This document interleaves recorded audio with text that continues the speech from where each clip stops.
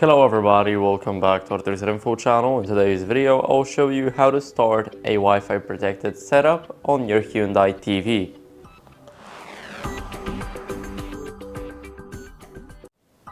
So first we need to start off by going into the settings. So go right here. Now we need to go over to the network. And as you guys can see, here you will have the press WPS on your router. So basically you need your router right with you, and I cannot do that right now because of the router being in a different room.